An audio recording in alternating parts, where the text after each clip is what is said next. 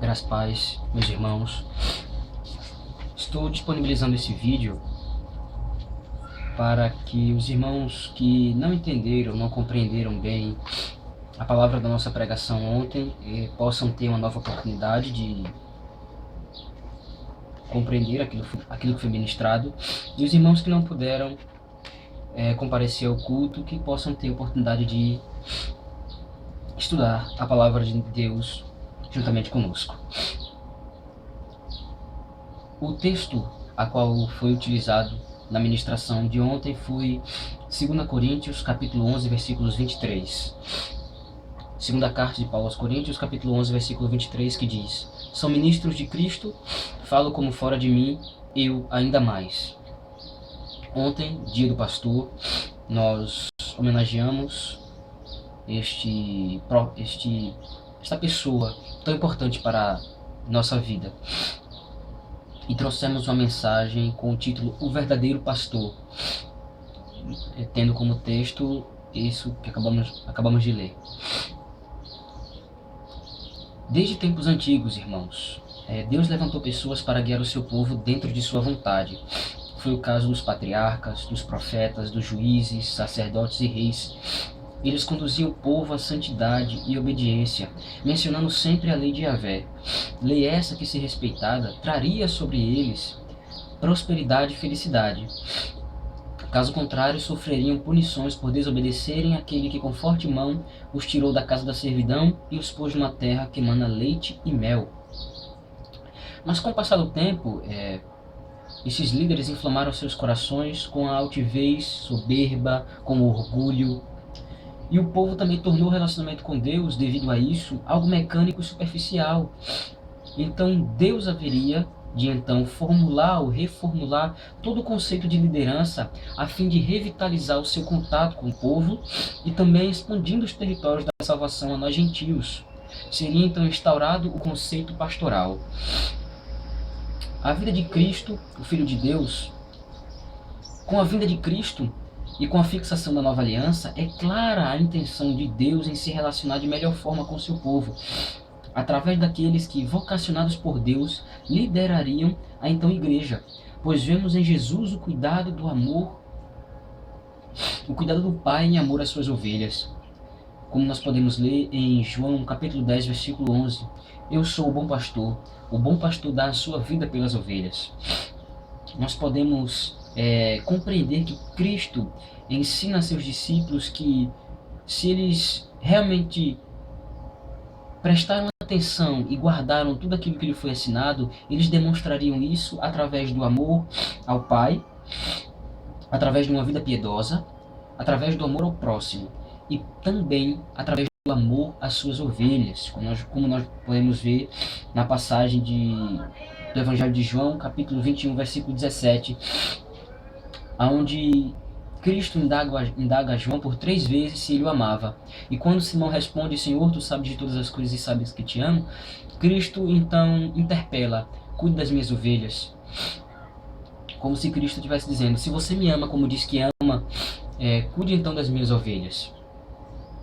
O apóstolo São Paulo, na segunda carta de Coríntios, do capítulo 10 ao capítulo 12 até o versículo 13, defende veementemente seu apostolado, que estava sendo questionado por pessoas que o acusavam de ser um orador de plateias, como era de costume haver em seu tempo. Pessoas que, pelo simples prazer de manipular discursos em praças, comovendo ou descontraindo a multidão com assuntos diversos, ganhavam a vida desta forma, o que não era o caso dele. Mas, contrariando as expectativas, Paulo, ao invés de demonstrar toda a pompa de seu ministério, na rica sabedoria que Deus o havia concedido, demonstra as marcas do seu apostolado, do seu ministério, através do sofrimento, por amor de Cristo, no cuidado com as suas igrejas. Não é insensato afirmar que todo o ministério de Paulo foi marcado com seu próprio sangue e suor, e que tais indícios apontam seu amor pela obra e sua gratidão a Deus por tê-lo vocacionado e chamado ao santo ministério. Ao lermos as suas cartas, nós entendemos que está latente a vida do pastor, as mesmas marcas que Paulo trazia em si e em seus trabalhos. Percebemos o enorme contraste com os dias de hoje, onde é claramente perceptível a desmedida distância de muitos que se autoproclamam pastores ao real sentido da palavra. Vemos a barganha que está sendo feita com o Evangelho, a mercantilização da palavra de Deus, os nobres títulos galgados por estes homens, por estes falsos mestres, que ao ludibriarem a multidão, reclamam para si um status que não lhe pertence. O apóstolo Paulo alertou a Timóteo que nos últimos tempos haveriam aqueles que se apostatariam da fé, dando ouvido a doutrinas de demônios. Nós temos visto muito isso hoje. Pessoas avarentas que se intitulam pastores e ministram a prosperidade material como principal objetivo de cada cristão. Nós hoje fechamos os olhos para bravos homens que dão suas vidas por amor das ovelhas, que confessam sem medo a Cristo como seu Senhor e pregam aos poderosos com intrepidez e com coragem o arrependimento e a salvação da ira vindoura. Nos faltam exemplos de homens que rasgam a madrugada em oração intensa, que se expõem ao sol do meio-dia em busca da árdua labuta do Senhor, homens que se sacrificam, como eram os antigos pais da igreja, onde a igreja via e testificava o amor e o cuidado de Deus para com eles, através do pastor, através da vida daquele homem que se sacrificava dia após dia na pregação e no ensino do Evangelho de Cristo. Percebamos que se as ovelhas é imputado serem odiadas por amor de Cristo, ao pastor e muito mais isso é aplicado. Se nós achamos que nós somos odiados por amor de Cristo, devemos pensar que o pastor é muito mais que nós. Paulo nos ensina a perseverança indestrutível e inabalável na dispensação da providência divina. Ele não se preocupava com o que haveria de comer, com o que haveria de vestir, né? Mas ele, estando plenamente feliz com o que tinha, ele ministrava com alegria o Evangelho da graça de Deus.